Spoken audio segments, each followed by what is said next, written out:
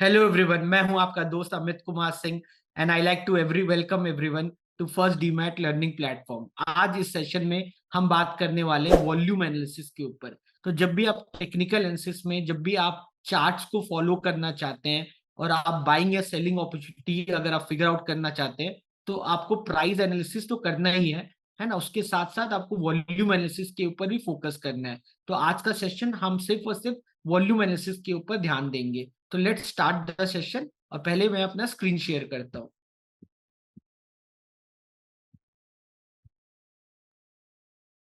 ठीक है, तो यहाँ पे आप देख रहे हो, यहाँ पे मैं एचडीएफसी बैंक का चार्ट है। ठीक है, तो आप यहाँ पे क्या कर सकते हैं, आप इंडिकेटर में जाइए और यहाँ पे अगर आप वॉल्यूम को प्रेस करते हैं तो यहाँ पे आपको वॉल्यूम मिल जाएगा। तो ये जो वॉल्यूम जो आपको मिल रहा है, अगर आप ध्यान देंगे, 9 डे का ये एवरेज निकाल रहा है वॉल्यूम का डेटा। ठीक है, तो वॉल्यूम का डेटा आपको यहाँ से आराम से मिल सकता है। अगर आप चाह रहे हो तो आप एनएससी के वेबसाइट में जाओ। व्हाट यू कैन डू, आप एनएससी के वेबसाइट में जा सकते हो और आप कोई भी स्टॉक यहाँ सेलेक्ट कर लो और उसका हिस्टोरिकल डेटा पे अगर क्लिक करोगे तो एक डिफिनेट टाइम फ्रेम का आपको एक डेटा मिल जाएगा। उसको आप डाउनलोड करके आप वहां से वॉल्यूम का डेटा निकाल सकते हैं, जैसे यहाँ पे आपको वॉल्यूम दिख रहा है करके, है ना। यही डेटा अगर आपने निकाल लिया, once you have that data, आप क्या करो, उसका एवरेज निकाल सकते हो, है ना। चाहे 20 डेज का एवरेज निकाल लो या 9 डेज का एवरेज निकाल लो। उसी एवरेज को यहाँ पे मैं प्लॉट करने की कोशिश कर रहा हूँ, है ना। यहाँ पे आपको वॉल्यूम दिख रहा होगा। ये वॉल्यूम का कलर देख के आप भ्रमित मत हो जाना, क्योंकि ये कैंडल का कलर ले रहा है ना। ट्रेड कब होता है, ट्रेड आपका तब होता है जब एक बायर हो और एक सेलर हो, है ना। आपका एक बायर है और एक सेलर है, बायर ने कोट किया, सेलर ने कोट किया, अगर दोनों मैच हो गए तो आपका ट्रेड हो गया, है ना। तो यहाँ पे ये कलर मैटर नहीं करता है। ट्रेड कभी आपको ये ट्रेड कभी ये नहीं बताता कि बुलिश ट्रेड है कि बेरिश ट्रेड है, based on the volume. Volume आपका हाई होना चाहिए। अगर वॉल्यूम हाई है तो जो भी ट्रेंड बन रहा है वो स्ट्रॉन्ग ट्रेंड बन रहा है, बनेगा, चाहे वो अप ट्रेंड हो या डाउन ट्रेंड हो। तो आप क्या कीजिए, जब भी आपको वॉल्यूम का डेटा मिल रहा है, आप सेटिंग में जाइए और इसके मूविंग एवरेज का सेलेक्ट कर दीजिए, है ना। एक बार आपने मूविंग एवरेज को सिलेक्ट किया, इसका कलर को आप चाहो तो इसको तो बड़ा कर दो या उसको तो मोटा कर दो, कलर को जो भी अच्छा कलर लगे। तो आपको ये समझ में आना चाहिए, you should consider that trend जहां पे वॉल्यूम आपका हाई हो। तो ए अप ट्रेंड और a down trend with an higher volume will give you confirmation about the trade. Clear है आप लोगों को? यहाँ पे आप देख रहे हो तो वॉल्यूम 20 है और एसएमए उसका 9 डेज का उन्होंने सिग्नल लाइन बनाया है। तो यहाँ पे सेटिंग में मैंने सिग्नल लाइन को क्लिक नहीं किया। अगर मैं उसका सिग्नल लाइन पर क्लिक करूंगा तो उसका भी एक क्रॉस ओवर बन जाएगा, है ना। क्रॉस ओवर के बारे में आपको पता है करके, है ना। अगर faster day moving average slower day moving average को ऊपर से काटेगा तो सेलिंग अपॉर्चुनिटी होगा, वही अगर नीचे से काटेगा तो बाइंग अपॉर्चुनिटी होगा। तो यहाँ पे आप चाहो तो क्रॉस ओवर की पॉसिबिलिटी देख सकते हो, है ना। वो चीज मैं नहीं देख रहा हूँ। यहाँ पे सिर्फ और सिर्फ मैं ये देख रहा हूँ कि आपका जो वॉल्यूम जनरेट हो वो आपके एवरेज वॉल्यूम से ज्यादा हो, then only you should take that trend seriously, है ना। There are other ways through which you can figure out the trend. आपका एडीएक्स 25 के ऊपर होना चाहिए या आपका सीपीआर नैरो होना चाहिए। उसके साथ साथ अब वॉल्यूम को भी इंपॉर्टेंस दो। ठीक है, तो first I have spoken about volume. The next what I can talk about is OBV. OBV का मतलब होगा ऑन बैलेंस वॉल्यूम। अगर यहाँ पे मैं ओवीवी की बात किया, ऑन बैलेंस वॉल्यूम, तो अगर आप ऑन बैलेंस वॉल्यूम देखोगे तो आपको एक एक लाइन मिल जाएगा। देखिए ये लाइन आपको क्या बताता है, ये लाइन ये बता रहा है कि कब आपकी वॉल्यूम प्राइस के हिसाब से बढ़ रही है और कब ये कम हो रही है। तो ऑन बैलेंस वॉल्यूम हम कैसे निकालते हैं, अगर आप यहाँ पे ध्यान देंगे, ऑन बैलेंस वॉल्यूम हम कैसे निकालते हैं, बहुत आसान है। ऑन बैलेंस वॉल्यूम निकालने के लिए हम क्या देखते हैं, हम रोज दिन का स्टॉक का क्लोजिंग प्राइस देखते हैं। अगर आज का क्लोजिंग प्राइस कल के क्लोजिंग प्राइस से ज्यादा है तो वो पॉजिटिव वॉल्यूम होगा, वही अगर आज का क्लोजिंग प्राइस कल के मुकाबले कम होगा तो निगेटिव वॉल्यूम होगा। फिर हम क्या करते हैं, हम पहले दिन का वॉल्यूम ले लेंगे, है ना, और फिर कल का वॉल्यूम उसमें ऐड कर देंगे। अगर पॉजिटिव वॉल्यूम में है तो आप उसको ऐड करोगे तो वैल्यू बढ़ जाएगा, अगर निगेटिव वॉल्यूम होगा तो वैल्यू कम हो जाएगा। पॉजिटिव नेगेटिव कैसे आया यहाँ पे वॉल्यूम, वो डिपेंड कर रहा है आपके क्लोजिंग प्राइस पे। क्लियर है? तो उससे आपको एक रिप्रेजेंटेशन ऐसा मिल रहा है करके। तो ये रिप्रेजेंटेशन अगर राइजिंग होगा तो यू शुड कंसिडर कि वहां पे volume is supporting that momentum. वहीं अगर ये अगर डाउन ट्रेंड में हो तो then you have to understand कि आपका वॉल्यूम गिर रहा है प्राइस के मुकाबले। क्लियर है? तो till now I have spoken about volume, I have spoken about on balance volume. अब तीसरा चीज जो हम बात करेंगे वो है आपका वॉल्यूम ऑसिलेटर। ठीक है, तो अगर मैं वॉल्यूम ऑसिलेटर की बात करूँ यहाँ पे, अगर यहाँ पे मैं वॉल्यूम ऑसिलेटर की बात करूँ तो यहाँ पे आप देख रहे होगे, यहाँ पे वॉल्यूम ऑसिलेटर लगा के रखा। अगर आपको लगाना है तो आप कुछ मत करो, इंडिकेटर में जाओ, यहाँ पे वॉल्यूम ऑसिलेटर डाल दो। अगर आप वॉल्यूम ऑसिलेटर पे क्लिक करोगे तो आपको दिखेगा, आपको यहाँ पे दिखेगा 5 डेज और 10 डेज का। तो वॉल्यूम ऑसिलेटर में हम क्या कर रहे हैं, हम 5 डेज का वॉल्यूम का मूविंग एवरेज निकालते हैं और 10 डेज का मूविंग एवरेज निकालते हैं। ठीक है, तो हम क्या करते हैं, स्टॉक का वॉल्यूम ऑसिलेटर में हम उसका 5 डे का मूविंग एवरेज निकालते हैं, वॉल्यूम का 10 डेज का मूविंग एवरेज निकालते हैं, फिर हम फॉर्मूला यूज करते हैं 5 डे का मूविंग एवरेज माइनस 10 डे का moving average divide by 10 day का मूविंग एवरेज इंटू 100। है ना, यहाँ पे क्या कर रहा हूँ मैं, यहाँ पे what I am doing, 5 day का मूविंग एवरेज माइनस 10 डे का moving average divide by 10 day का मूविंग एवरेज इंटू 100।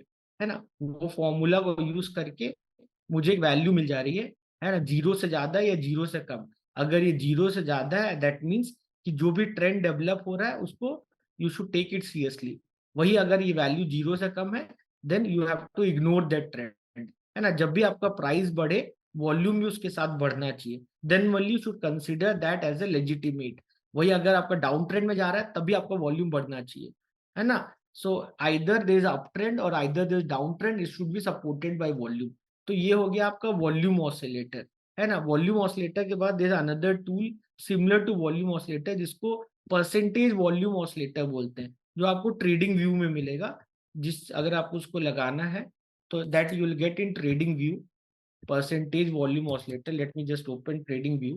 तो ट्रेडिंग व्यू में आप जाओगे तो आपको आपको एमएसीडी पता होगा, मूविंग एवरेज कन्वर्जेंस डाइवर्जेंस। तो मूविंग एवरेज कन्वर्जेंस डाइवर्जेंस में हम क्या करते हैं, हम 12 डे का मूविंग एवरेज निकालते हैं, फिर उसको 26 डे से माइनस कर देते हैं। वो जो वैल्यू मिलता था हम उसको एमएसीडी लाइन बोलते थे।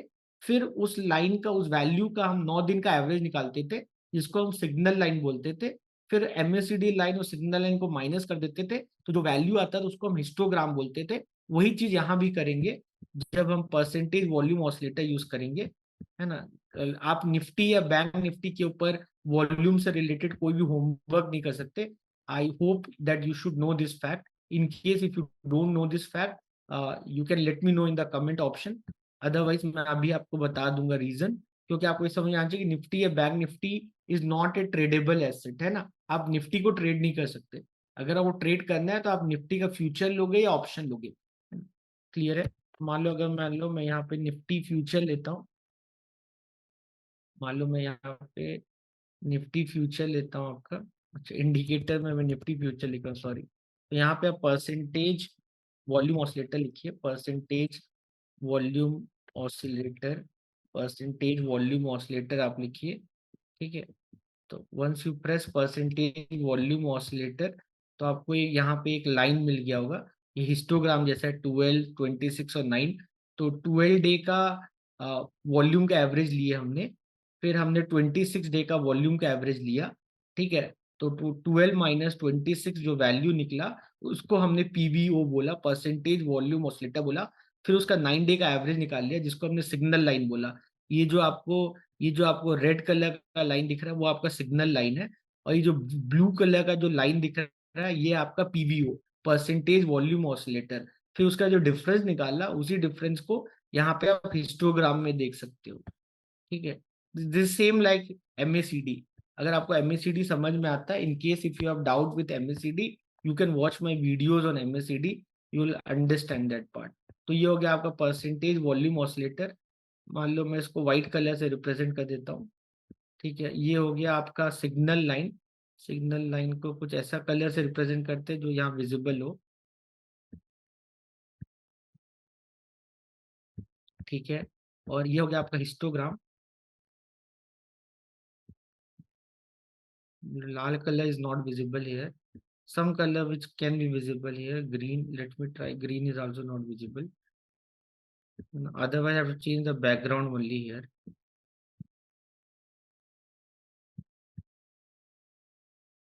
हाँ, this is better. तो ये आप देख सकते हो। तो यहाँ पे जो व्हाइट कलर का जो आपको लाइन दिख रहा है ये मेरा परसेंटेज वॉल्यूम ऑसिलेटर है। which is nothing but difference between 12-day moving average of volume minus 26-day moving average of the volume। जो वैल्यू आया वो मैं परसेंटेज वॉल्यूम ऑसिलेटर, ये जो पीला कलर का लाइन है मैं सिग्नल लाइन है। तो अगर पीवीओ अगर सिग्नल लाइन को ऊपर से काट के जाएगा then it talks about a negative trend in the volume. वही अगर ये लाइन नीचे से काट के ऊपर जाएगा then it talks about positive trend in volume. Clear है आप लोगों को, समझ में आ गया? तो so far I have spoken about volume, on balance volume, volume oscillator, percentage volume oscillator. Next to talk about is वैप। वैप का मतलब होता है volume weightage average price.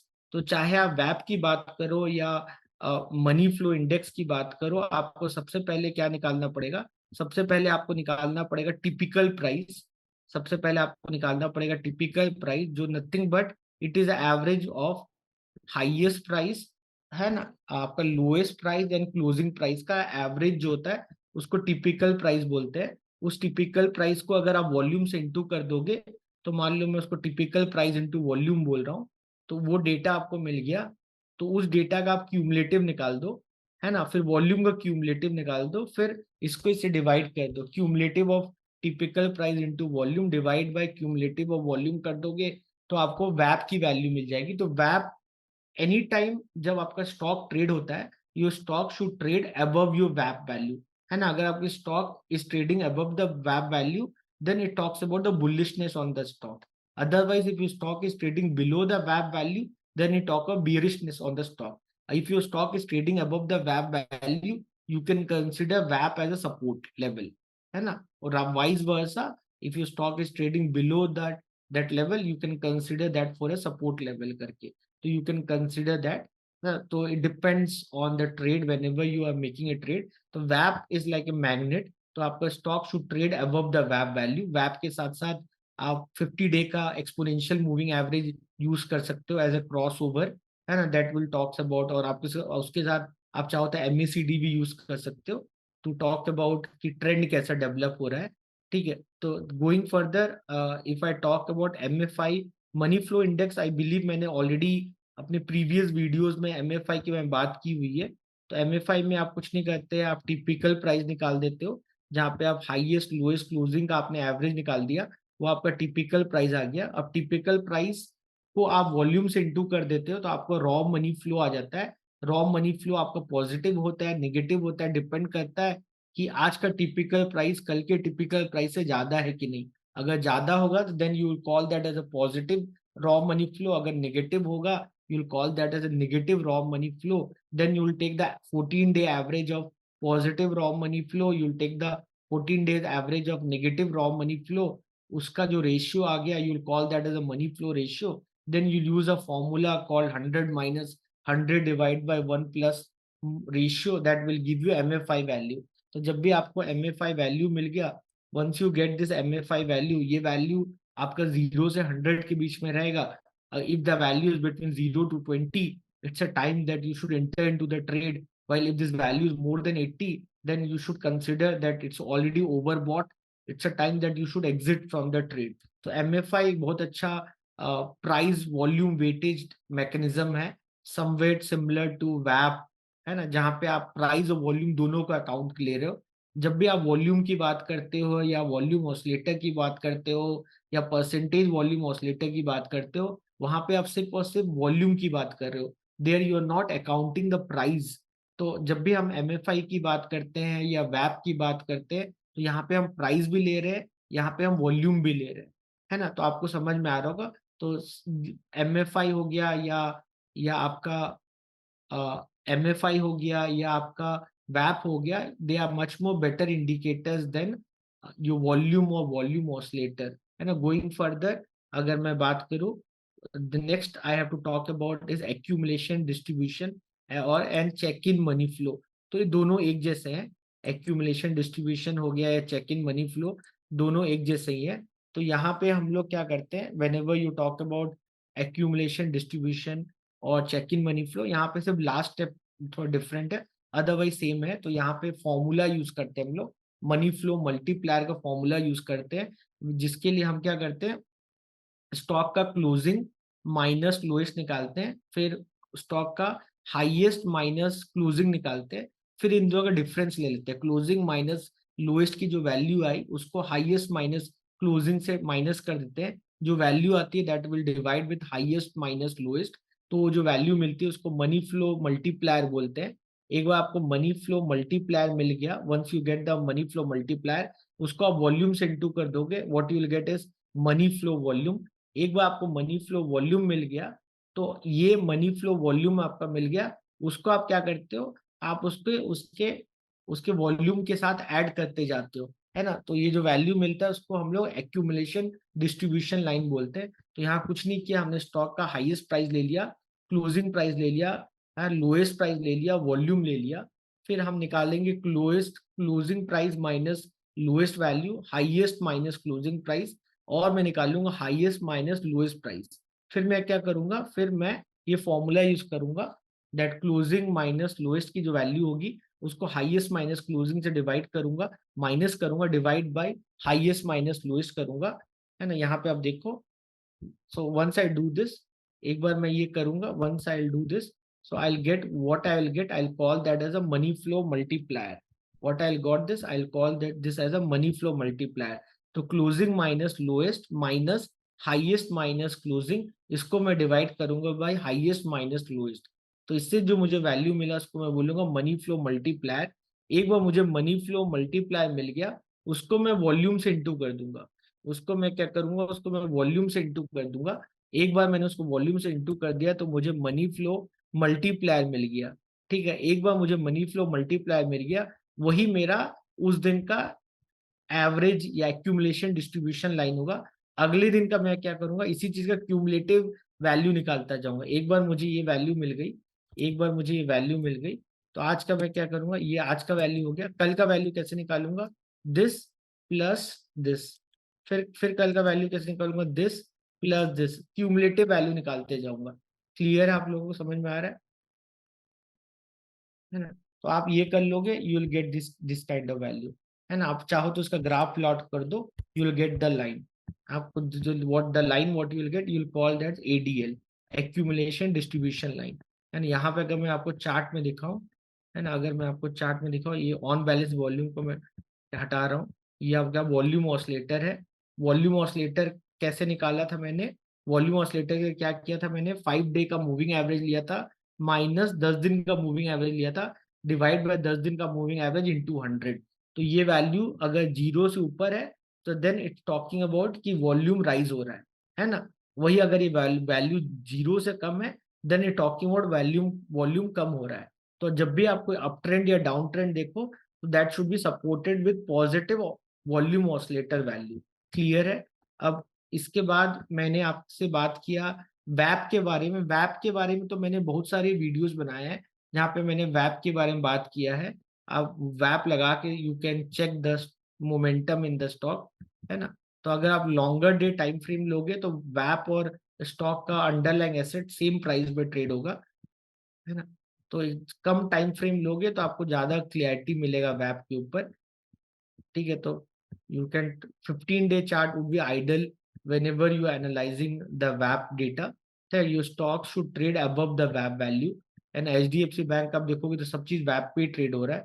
Clear है। अगर मान लो मैं रिलायंस इंडस्ट्री देखता हूँ फॉर एग्जांपल, अगर मैं रिलायंस इंडस्ट्री देखता हूँ तो आप देखो how the stock is trading. तो जब भी ये वैप को टच करके ऊपर निकले, then it's talking about a buying opportunity. वही अगर वैप को काट के नीचे आ रहा है, देन ये talking about the selling opportunity. Clear है। वैप के साथ साथ चाहो तो MACD भी यूज कर सकते हो। तो ये आपका वॉल्यूम ऑसिलेटर हो गया। ठीक है, अगर मैं आपको ऑन बैलेंस वॉल्यूम तो मैंने आपको बता दिया, ऑन बैलेंस वॉल्यूम मैंने आपको बता दिया। फिर अगर मैं एक्यूमुलेशन डिस्ट्रीब्यूशन की बात करूं, अगर मैं एक्यूमुलेशन डिस्ट्रीब्यूशन की बात करूं, तो ये अगर राइज हो रहा हो, चाहे एक्यूमुलेशन डिस्ट्रीब्यूशन लीजिए या आप ऑन बैलेंस वॉल्यूम लीजिए, तो आपको सिर्फ और सिर्फ ट्रेंड देखना है कि ट्रेंड बढ़ रहा है कि कम हो रहा है। मोर ऑफ लेस दोनों एक ही चीज बता रहे होंगे। तो अगर आपका ट्रेंड बन रहा है, बढ़ रहा है, तो मतलब वॉल्यूम बढ़ रही है आपकी। अगर वॉल्यूम बढ़ रही है तो जो भी ट्रेंड बन रहा है you can consider the trend as a legitimate, है ना। अगर आपका OMV या एक्यूमुलेशन डिस्ट्रीब्यूशन नीचे जा रहा है और ट्रेंड बन रहा है, तब उस ट्रेंड को बिलीव मत करना। क्लियर है। समझ में आ गया आपको? तो ये एक्यूमुलेशन डिस्ट्रीब्यूशन लाइन हो गया, ये आपका ओएमवी हो गया, ये सिर्फ और सिर्फ आपको एक लाइन प्लॉट करके देंगे। ठीक है, ज्यादा अच्छा उनको समझना है तो आप चेक इन मनी फ्लो निकालिए, चेक इन मनी फ्लो निकालिए। चेक इन मनी फ्लो आपको एक वैल्यू देगा जीरो के टर्म में, है ना, या तो जीरो से ज्यादा होगा या जीरो से कम होगा, है ना। आपको बाइंग अपॉर्चुनिटी कब डेवलप होगा चेक इन मनी फ्लो में, अगर ये वैल्यू 0.05 से ज्यादा हो।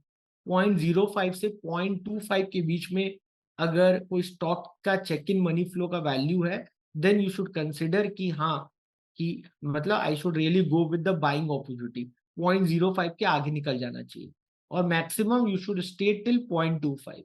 वाइस वर्सा, अगर आपको पुट लेना है या सेलिंग अपॉर्चुनिटी देखनी है तो तब आप लेना जब चेक इन मनी फ्लो की वैल्यू -0.05 से नीचे चला जाए, and you have to hold till -0.25। Clear है? अगर मैं HDFC बैंक का देख रहा हूँ तो चेक इन मनी फ्लो अभी आपका 0.03 है ना, तो आप वेट कीजिए टिल 0.05।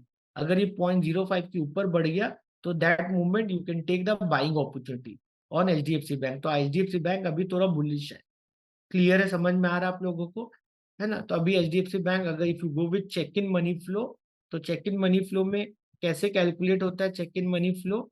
बहुत आसान है।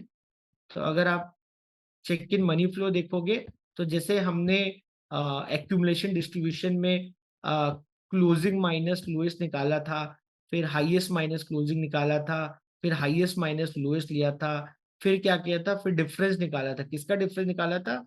हमने क्लोजिंग माइनस लोएस्ट को हाईएस्ट माइनस क्लोजिंग से माइनस किया था, divide by highest minus low किया था। वही चीज यहाँ पे भी आप करते हो चेक इन मनी फ्लो में। वही मनी फ्लो मल्टीप्लायर जो मुझे एक्यूमुलेशन डिस्ट्रीब्यूशन में निकला था, ये फॉर्मूला को यूज करके सेम चीज मैं भी चेक इन मनी फ्लो में वही चीज निकालूंगा। फिर मैं मुझे मनी फ्लो मल्टीप्लायर जो मिल गया उसको मैं वॉल्यूम से इंटू करके मैं मनी फ्लो वॉल्यूम निकाल दूंगा। तो एक बार मुझे मनी फ्लो मल्टीप्लायर मिल गया, फिर उसको वॉल्यूम से इंटू करके मनी फ्लो वॉल्यूम मिल गया, तो 20 डेज का सम कर दिया मैंने। 20 डेज का डेटा लिया मैंने, 20 डेज का डेटा लिया, डेटा 20 डेज का सम करो या एवरेज करो फर्क नहीं पड़ता है, 20 डेज का मैंने सम कर लिया। ठीक है, उस वैल्यू को मैं उसके 20 डेज का वॉल्यूम से डिवाइड कर दूंगा। तो मैंने क्या किया, जैसे मैंने मनी फ्लो वॉल्यूम का 20 डेज का सम किया, वैसे वॉल्यूम का 20 डेज का सम करूंगा। फिर then this sum divide by this sum किया, तो I got a value in the range of -0.5 से लेकर +0.5 तक, है ना। तो you should consider buying opportunity जब ये चेक इन मनी फ्लो 0.05 से ज्यादा हो till 0.25। You should consider selling opportunity जब चेक इन मनी फ्लो आपका -0.05 से कम हो टिल -0.25। तो ये हो गया आपका Chaikin money flow oscillator, है ना। ये आपको वैल्यू देता है फ्रॉम -0.5 से लेकर +0.5 तक। वैसे जनरली टेक्स्ट बुक में आपको लिखा है -1 से लेकर +1 तक, इट डजेंट मैटर। तो है ना। तो मान लो अगर मैं निफ्टी फ्यूचर का देखता हूँ क्या चल रहा है अभी चेक इन मनी फ्लो। आप निफ्टी का नहीं देख सकते क्योंकि Nifty is not a tradable asset. तो अभी लगभग 0.10 चल रहा है, तो एक बुलिश ट्रेंड डेवलप हो रहा है इन निफ्टी फ्यूचर। तो सेम थिंग वी बिलीव कि निफ्टी पे भी ये रहना चाहिए। If I talk about bank Nifty, अगर मैं बैंक निफ्टी की बात करूं, अगर मैं बैंक निफ्टी की बात करूं तो बैंक निफ्टी का आपका 0.25 चला गया, मतलब it's like kind of pinnacle of positiveness, है ना। देन आप थोड़ा इस पे कॉशियस है ना, क्योंकि bank Nifty in if you consider Chaikin money flow it's like consider as a top pair, है ना। तो अब और ज्यादा ज्यादा का चांसेस के as per the Chaikin money flow ज्यादा नहीं है, मोस्ट प्रोबेबली कि गिर सकता है करके। What Chaikin money flow is talking about, है ना। इसके साथ साथ वॉल्यूम भी अगर आप देखोगे तो बहुत ज्यादा वॉल्यूम है। अगर आप यहाँ पे देखो वॉल्यूम भी आपका बहुत ज्यादा हो रहा है यहाँ पे, है ना। आप अगर इसका मनी फ्लो इंडेक्स देखोगे, money flow index money flow index का रेंज क्या लेते हैं 20 से 80।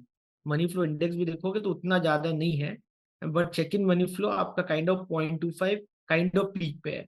इतना बहुत ज्यादा आप चेक इन मनी फ्लो का वैल्यू नहीं देखोगे। क्लियर है? समझ में आ रहा है आप लोगों को? वॉल्यूम ऑसिलेटर जो भी है आपका पॉजिटिव है, ऑल द वॉल्यूम ऑसिलेटर उतना ज्यादा नहीं बता रहा है।